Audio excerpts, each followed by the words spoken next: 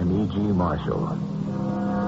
Slander, whose edge is sharper than the sword, and whose tongue outvenoms all the worms of the Nile. From which we can see that Mr. Shakespeare did not look kindly upon slander. And yet, what would we ever do without it? With what would we fill our newspapers, our news broadcasts? What a world. Somebody's always eager, willing, and able to give us the dirt about somebody else. And we can't wait to hear it. How much money do you think she made, Captain? I don't know. How much money would a cleaning woman take home? This one took home just over $100 a week. On that kind of salary, how much money do you think she gave to charity? I don't know. Not an awful lot. How about $10,000 a year? What? And sometimes even more.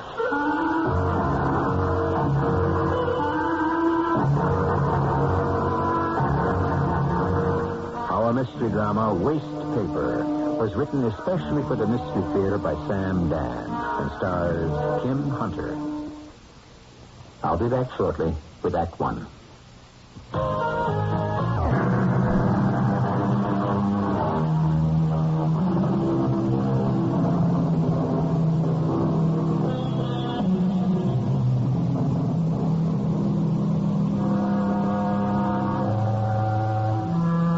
As long as crime is regarded as wicked, it will always have its fascination. When it is looked upon as vulgar, it will cease to be popular. It was Oscar Wilde, I think, who said something like that. And so, the major preoccupation of our society seems to be crime.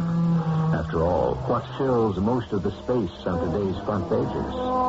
So let us proceed with our story, which begins in the office of Roger Williams, a captain of detectives. Send Melrose in here. Captain Williams here. No, nothing. Blank and zero. Bear with me. I'm putting one of my best people on it. You sent for me, Captain? I have an assignment for you, Detective Melrose. Did somebody lose a dog? Why, Melrose, you're with homicide now. Oh, did somebody kill a dog? I have a nice little case for you. Mm-hmm. A little something tucked away someplace where I can't do any harm. Now, Melrose, I have a homicide for you. A homicide? See? It happens. Finally, your very own homicide. What kind of homicide? It's not a page one homicide. Naturally. Don't say naturally. Already the morning paper has called for details. Make sure they spell your name with 2 L's, and so your career is launched. What are the details, Captain? The lady's name was Martha Malone, age 52. A woman? Well, yes, I thought you might be more comfortable with a woman. Why? Well, you're a woman, aren't you? Yes, Captain. Mrs. Malone was a widow. She worked as a cleaning lady. She was murdered last night. Here are the details on the sheet. And now, Detective Melrose, it's all yours. He means well. They all mean well. I suppose they can't help it. They were raised that way. Well, at least he gave me a case. Well, he had to. I guess he wanted to be able to say, look, in my division, women detectives are right out there in the field. So, what have I got here? A cleaning woman killed. Why, how, and by whom? How is easy. A .32 caliber bullet through the heart. That was in the medical report. She worked for a firm called Novelties Incorporated. Yes. Who? Oh, well, yes, have him come in. Yes? I'm Detective Melrose. You're Detective Melrose. Well, I thought that, nothing. You are, Stanley J. Drone? Yes, that is correct, yes. You're president of Novelties Incorporated? Well, to be accurate, and I suppose we must in these things, I am vice president and chief executive officer. You employed a Mrs. Martha Malone. Oh, yes, terrible thing, just terrible. How long did she work for you? 9 years. Did you know Mrs. Malone very well? Well, just as the char lady, or the cleaning woman. And then you didn't really know her? Well, I was aware of the fact that she existed some evenings. Yes, I might stay late, and there was this lady, drably dressed, in a working costume, yes, and she would be going about her business. Did you ever speak to her? Well, in more than 9 years. What did I ever say to her? I said, good evening, and yes, I'm through here, and you may start to clean. That was the extent of your conversation? Yes. Isn't it remarkable? This building, do you occupy all of it? Yes. It's mostly offices, but we use some space for warehousing. What is the nature of Novelties Incorporated? We import merchandise from the Far East, from Hong Kong, Singapore, Taiwan, Korea, and so forth. What sort of merchandise? Little novelties, drinking glasses, and music boxes, small figurines, and so forth. What's worth stealing? Not very much. You'd have to load a very large truck with enough of the merchandise to make it profitable. Mm-hmm. Money? Oh, no, none to speak of. We're a wholesale house, and we're paid, and we pay by check, and various commercial paper. There isn't any cash worth considering. Mr. Drone, I understand you were the one who found the body. Yes. You see, I'm usually the first to arrive in the morning. Can you describe what you saw? Well, I told the police officer. I know. Please, tell it again. Yes, that makes sense. Well, I arrived here at 6:30, and I drove my car around to the back entrance. I took out my key, and I opened the rear door, and I walked in. And then I heard it. The vacuum cleaner. Oh, my goodness, I said to myself, is the cleaning lady still here? Just a minute. When you described this to the police officer, you didn't mention a vacuum cleaner. The state I was in. You heard the vacuum cleaner. This one here? Yes. I haven't had a chance to, anyhow, it has a certain sound to it. Yes? Let me turn it on. You hear it? Usually the sound goes up and down because it's moving around and working. But when it's just on, it just has that same steady hum. Do you mind if I turn it off?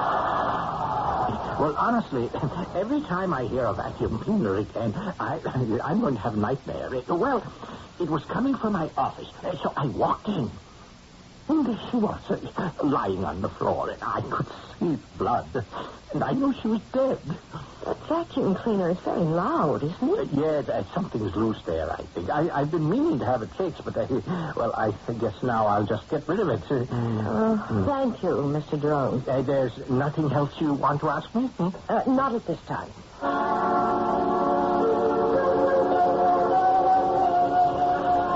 Yep, you ready to type it up? I haven't even begun, Captain. Well, what have you been doing all morning, Milrose? I spoke to Mr. Drone, her employer. Oh, and what could he tell you? Well? He's not a witness. You understand that, don't you? Oh, yes. All he did was find the body. There are no witnesses. Yes, but... Milrose, all we've got is a dead old lady. She was only 52. And we've got the bullet that killed her. And that's all.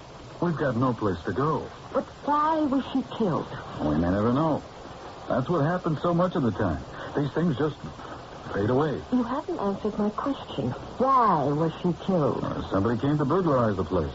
Mr. Drone says there is nothing of value to be stolen. Okay, but the thief doesn't know that. He's just freelancing along. He blunders into the poor cleaning lady. Maybe she screams. Maybe he panics. And he shoots her. I don't think so. You don't? He didn't blunder into her. Well, how do you know? The vacuum cleaner. It could be heard all over the building. What vacuum cleaner? Drone says when he opened up, he heard the vacuum cleaner. It must have been going on all night. Or are you telling me the thief shot her and then turned the vacuum on? Why would he do that? The answer is he didn't. No, he knew she was there. He could have avoided her or backed away and called it off. No. He killed her deliberately. Maybe. But he could have confronted her to ask her, where's the safe, or some question like that. He'd have had to make her turn the vacuum cleaner off. With that racket, you could hardly hear yourself think. No, Rose, you're introducing a complication. And so I have to ask you the question you've been asking me. Why was she killed? I don't know. I want to find out. I'll give you one more day. One more day? Police work has become a matter of logistics and production. We must invest our resources where we have the greatest chance of a tangible return. It was hard to admit it, but he was right. On any given day, there can be 2, 3, 4, as many as 5 or even 6 murders in a city the size of ours. And they keep piling up. Some of them you can never solve. It's like casualties in wartime. You try first to save those with the best chance of recovery. Listen, Detective, don't become personally involved with your cases. Don't allow them to become part of you. Sometimes you just have to let them go. I still have a day. I know you feel a deep sympathy for this poor old lady, but without facts, evidence, and material we can hand to the prosecuting attorney, there'll be nothing we can do.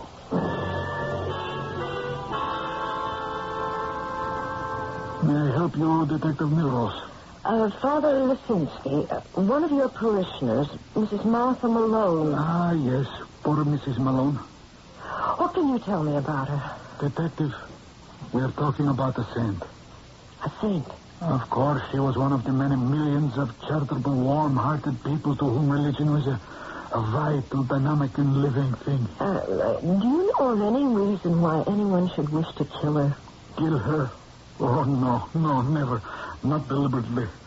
You say she was a good woman? She lived to do charity. Charity? Yes. The most wonderful of all charity. That charity which is done quietly, without ostentation, without thought of reward or approval. Oh, can you tell me about this charity, Father? While she lived, she imposed silence upon me. But now that she has gone, the world should know who she was. Who was she?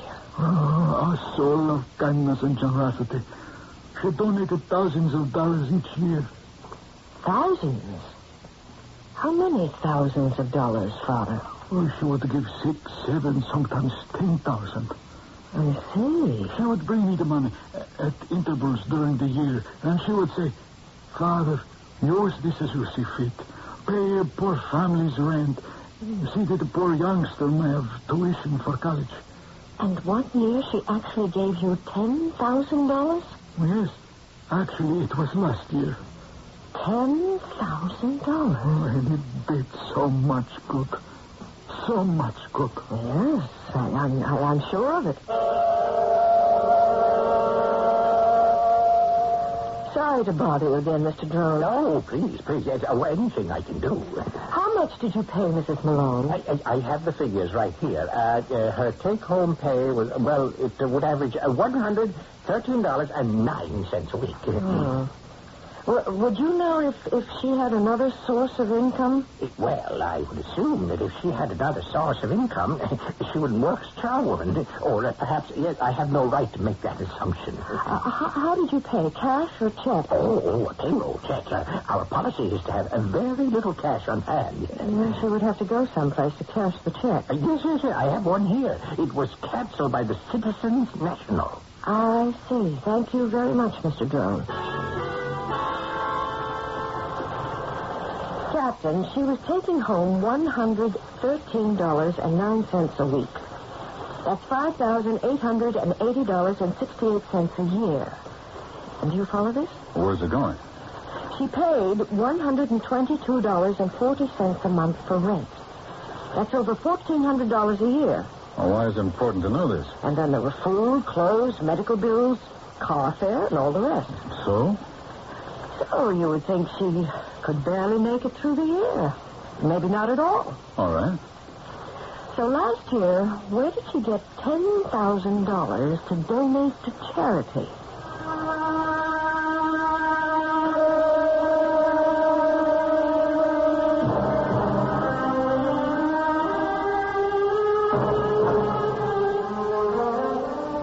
That's a good question. Certainly it's thought-provoking. Where is she, or was she, getting that kind of money?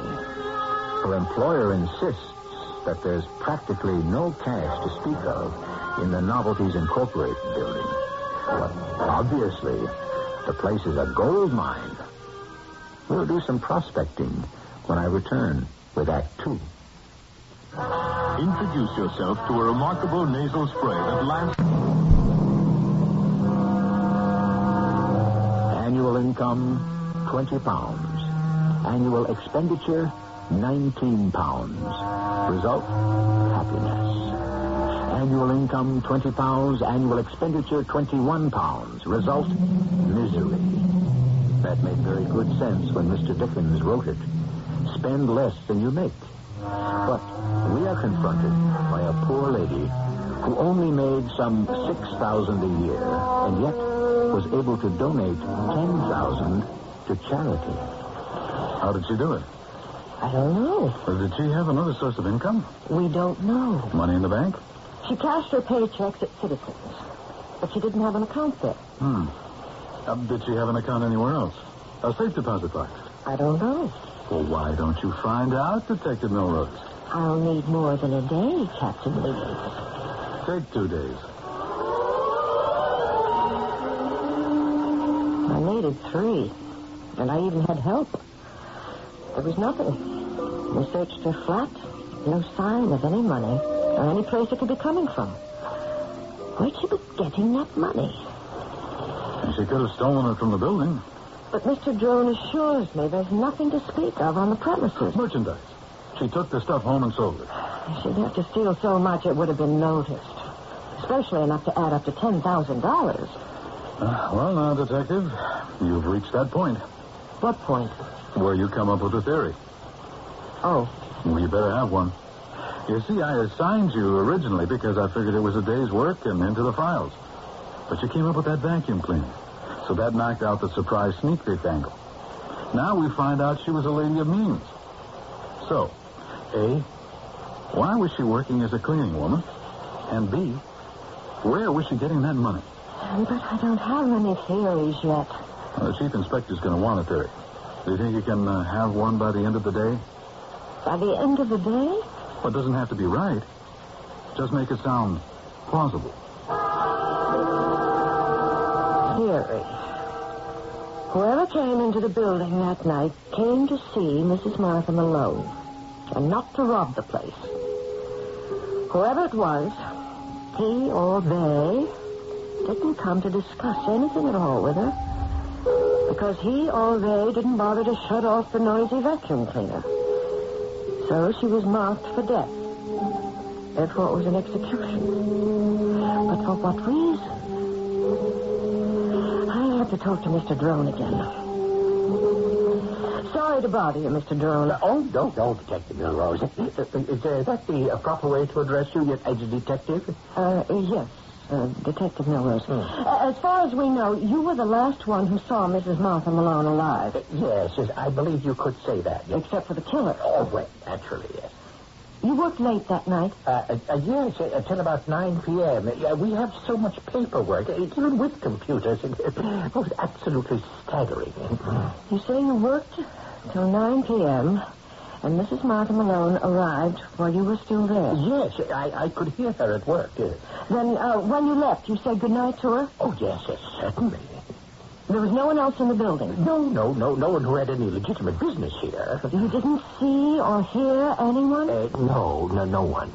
Uh-huh. How did you leave the building? How?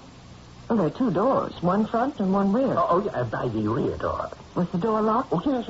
We locked both doors, the front and rear, at 6 o'clock. And the front door, when you left, was that locked also? Yes, I always check it before leaving. It's a reflex action, you might say. So you opened the rear door and locked it after you left? Yes. So then, as far as you know, Mrs. Martha Malone was all by herself in the locked building? Yes, you could say that, yes. Who carries the key to the building? I do. Anyone else? Mrs. Malone did, yes. And no one else? No. When Mrs. Malone came to work, I assume she filled out an application. Oh, yes, I have it here. Whom does she list as next of kin? Yeah. Or a person to be notified? Well, let me see. Nobody. No one at all? Oh, yeah, you can see the space. It's empty. Do all your employees have insurance policies? Oh, yes. You'd be surprised what I have to pay in this so-called free. Did Mrs. Malone have one? Oh, absolutely. Whom did she list as beneficiary? One moment. Yes, here it is. Father Stephen Lisinski of St. Mary's Church. Thank you, Mr. Drone.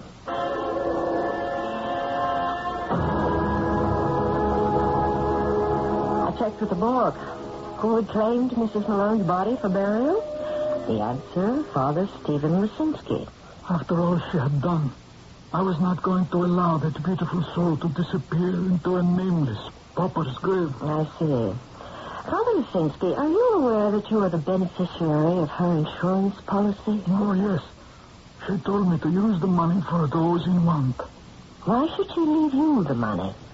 It's not uncommon for people to leave their money to the church.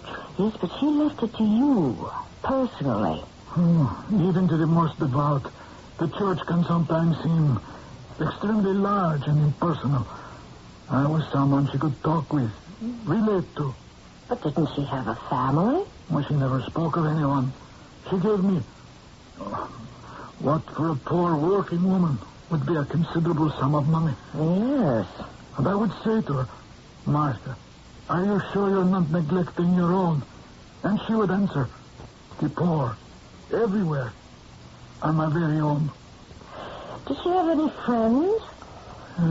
She kept her own counsel. We have many activities in the church here, social affairs. I did want her to become involved, but she would always answer, I am not a mixer.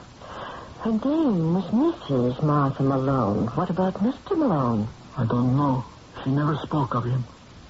And that's all you can tell me about her, Father Lisinski? I'm so sorry. I wish I could be of greater assistance. Excuse me. Yes. Oh, I don't know about that. As a matter of fact, I'm not sure we can count on it anymore. Well, perhaps I can call her former employer and explain the situation. Yes, I'll have to let you know. Goodbye. Talking about Mrs. Malone, this was another example of her good works. This call I just received. Yes? You see, there was considerable waste paper at her building. Very nice quality. The small packages that they imported would be wrapped in it. At the end of the day, she would gather all these wrappings and bring them here. Why? It would be part of our scrap drive, and it would be worth some money when we disposed of it. Over the years, it amounted to a respectable sum. I must call her employer to see if he'll permit us to continue. Well, thank you very much, Father.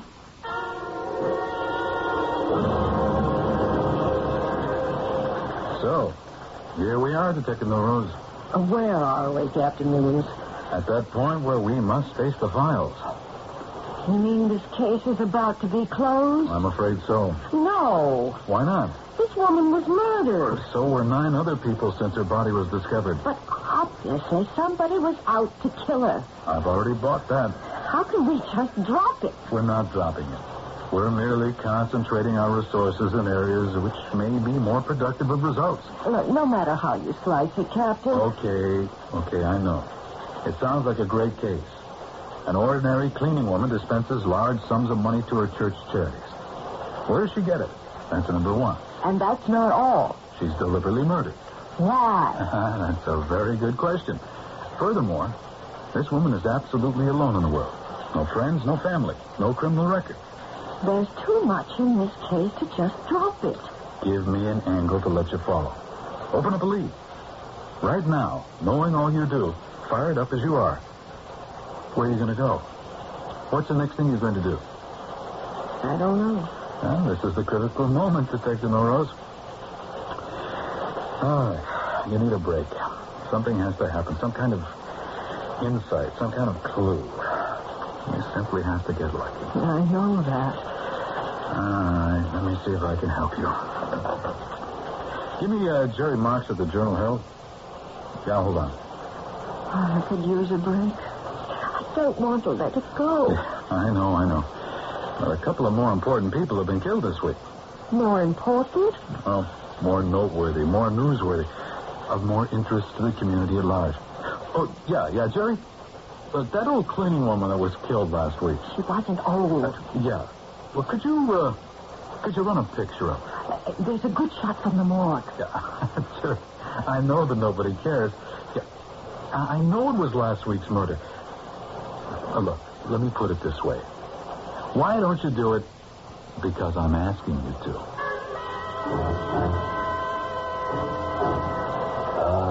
Are you Detective Middlerose? Yes. My name is Poster, James Poster, Jr. Yes, Mr. Poster. You're the person in charge of the Malone murder thing? Yes. Well, it said in the paper if anyone had any information. Do you have any information, Mr. Poster? Well, Poster? You're the person in charge of the Malone murder thing? Yes. Well, it said in the paper if anyone had any information. Do you have any information, Mr. Poster? Well, I saw the picture in the paper and recognized it at once. I couldn't be mistaken. It was Martha.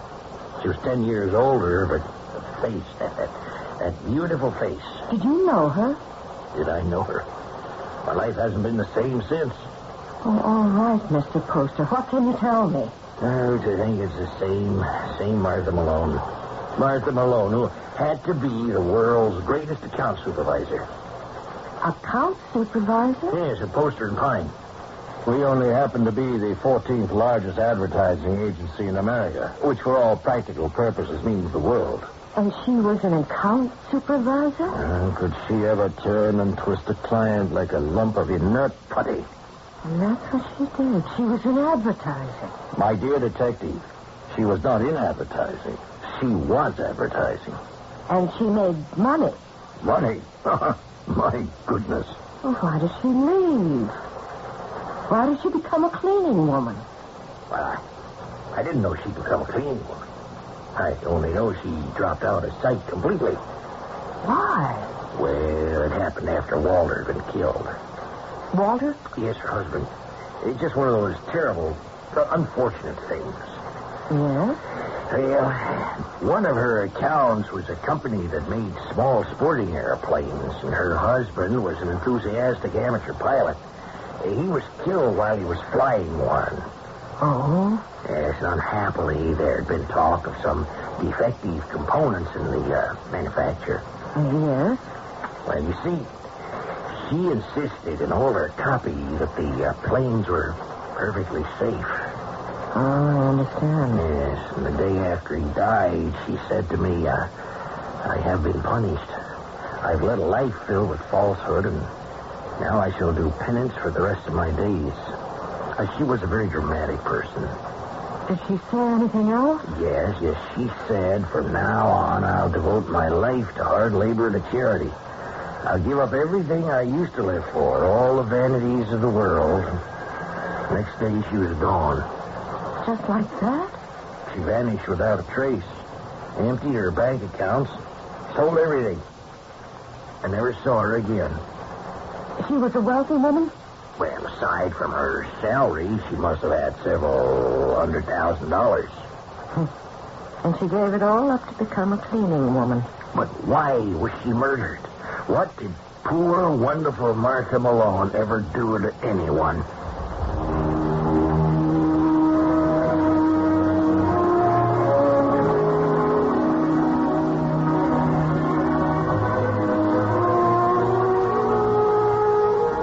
That's the problem. And it's been the problem since the very opening moments of Act One. And it seems that the more we learn about Mrs. Martha Malone, the less we really know about her. Well, all we can do now is wait for the third act.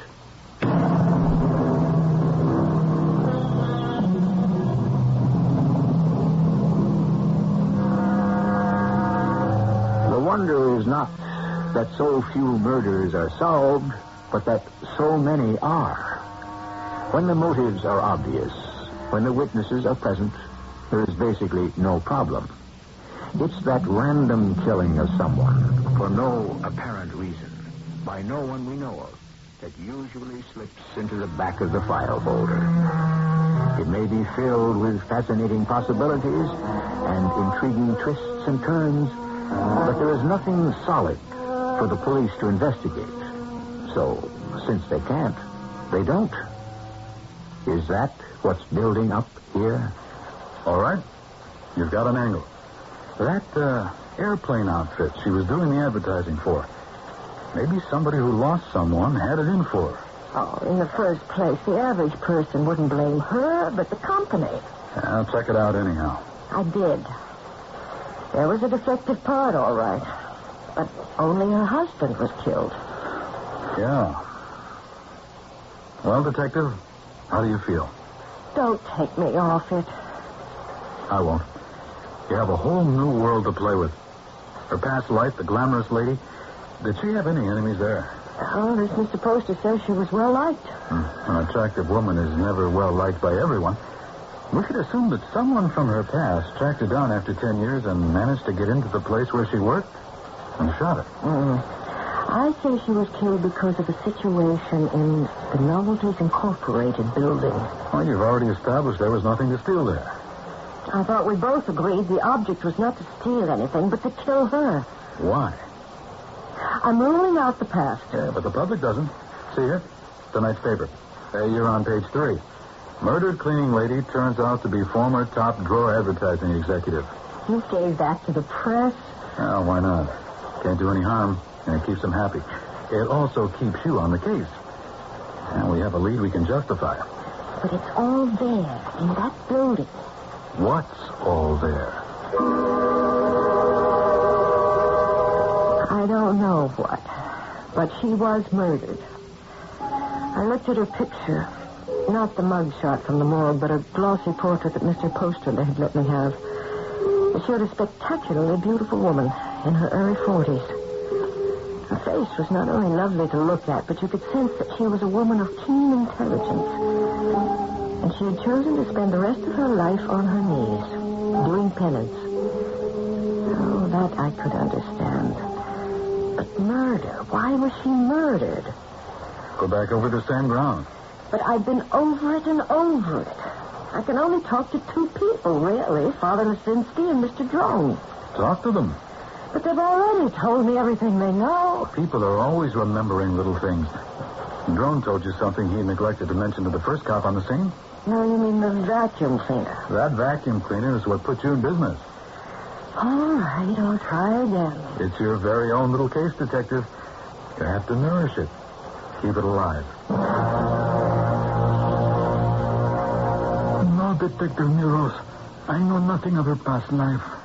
And therefore you would know none of her associates or her problems there, if any. None at all. Excuse me. Yes. Oh, no, I haven't. Oh, well, why don't I take care of it right now while I'm thinking about it? Let me call you back. That was the chairman of our scrap paper committee. Would you excuse me? I have to call... Oh, where's that number? I looked it up. Here it is. That you should be here. This has to do with Mrs. Malone indirectly. Mrs. Malone? I'm trying to continue her good work. Hello, Novelties Incorporated. May I speak with Mr. Drone? Yes, I'm Father Lesinski of St. Mary's Church. Thank you. Hello, Mr. Drone. Yes, as you know, Mrs. Malone used to supply us with some very nice paper from your plant. Well, nice as it was scrap which was being thrown out.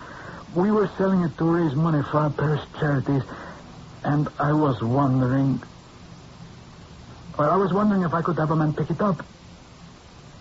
Well, yes. Oh, I understand. Oh, yes, of course.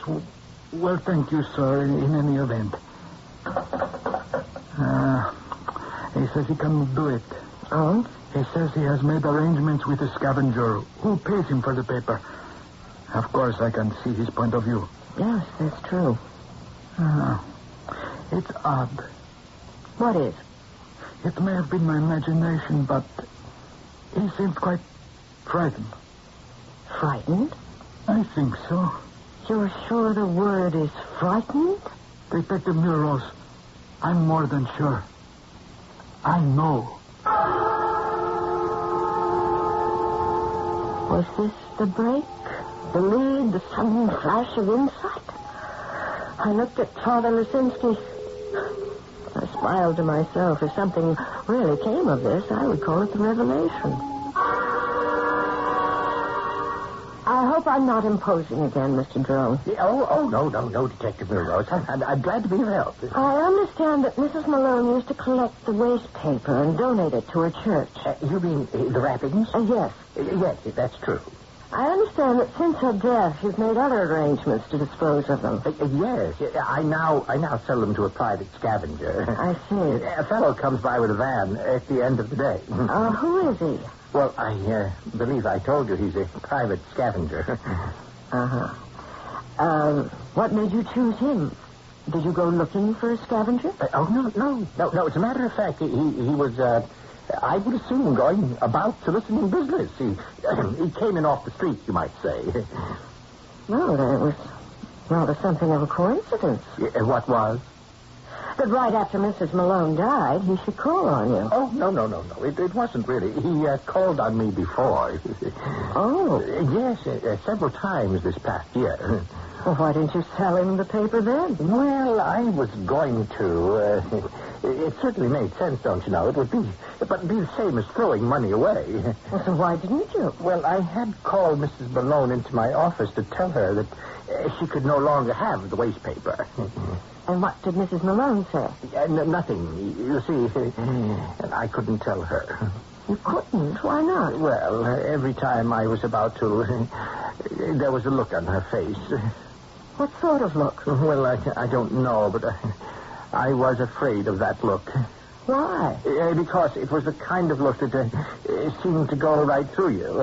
As if it could read every secret in your head, don't you know? Oh. So the next time this scavenger came around to solicit the business, I just told him I'd made other arrangements. That my cleaning woman was donating the waste paper to her church drive. Well, what did he say? Well, he didn't say anything. When did this discussion take place? Well, I'm not sure. It must have been 2 or 3 weeks ago, yes.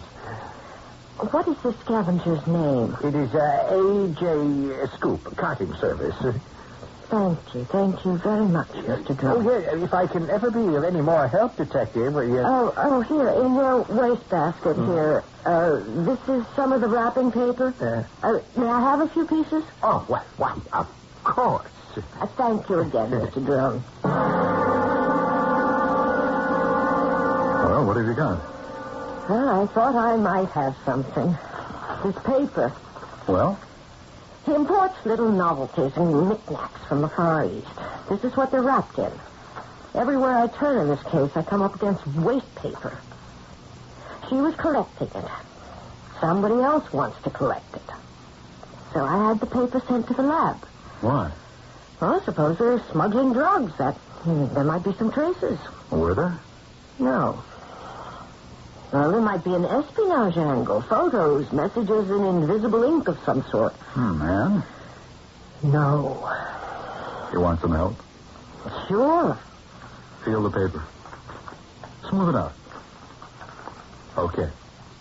And now crackle it in your fingers. Well? I should have known. I should have known. It's okay. You're entitled to a little help in your very first case. Hey, look. We would have never gotten here without you.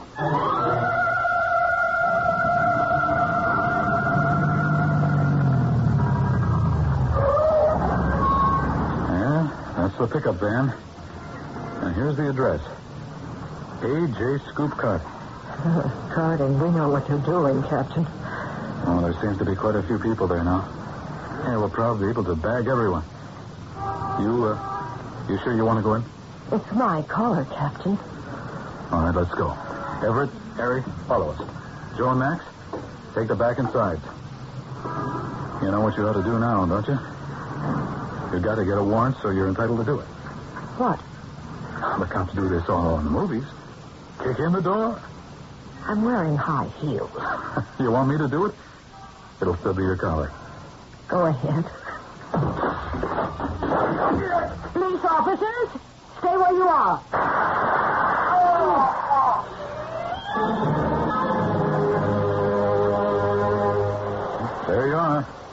1, the Herald, page 2, the Record. Your first story. Detective Gertrude Milrose was responsible for the line of investigation that led to the arrest of a major counterfeiting ring. I had a great deal of help, Captain. The case was broken when Detective Milrose discovered that the paper used to wrap the novelties, which was imported from the Far East, is a very distinctive grade of Chinese rice paper, which is ideal for use in counterfeit bills. It is, by sheer coincidence, the closest match to the genuine paper used by the Treasury and is almost impossible to obtain. And that was why she was killed. Waste paper. Just because of some waste paper.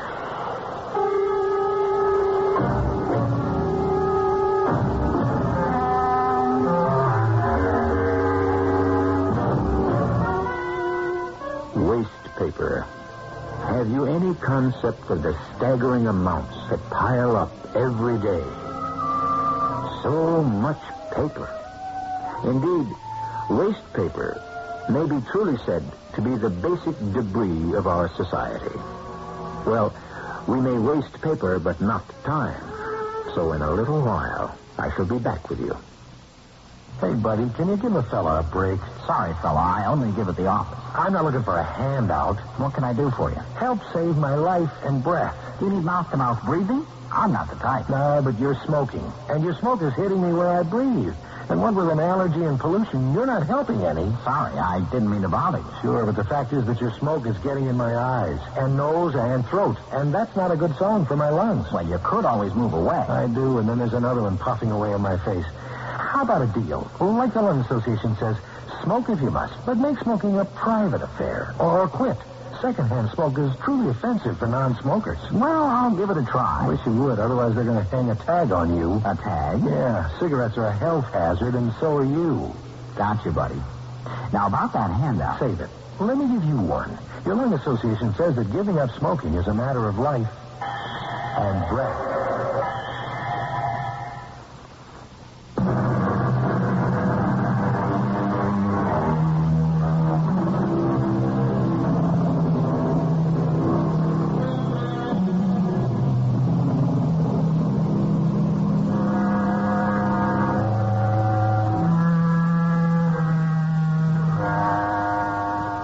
So many murders, so few solutions, and well, we know why. Needed is the flash of insight, that crystal moment of clarity when everything comes together. Indeed, it is like the vision of creativity to the artist. Artists and detectives, we don't tend to think of them in the same terms, but why shouldn't we? Without that certain something called inspiration, for all their hard labor, they are doomed to remain in the dark. Our cast included Kim Hunter, Lloyd Batista, and Earl Hammond. The entire production was under the direction of Himan Brown. And now, a preview of our next tale. These gems, do you generally keep them here in your apartment in a jewel box on your dresser? No, I usually have them in the vault. Except tonight, I was at a formal dinner, and I thought I would... Do you mind if I use the telephone? No, I don't mind. Thank you. Is it possible he could have seen me and followed me home? I understand jewel thieves. Scout, is that the word? Places where wealthy people go. Excuse me. This is Lieutenant Silverio. I'm at the Patterson place. Yeah. Oh, he got away with a few nice things. The M.O. fits our old friend, the cat burglar. Yeah, the one who can climb up and down the walls. The cat burglar? Yeah, Jerry. I think he can chalk up another one. This is E.G. Marshall inviting you to return to our Mystery Theater for another adventure in the macabre. Until next time, pleasant dreams.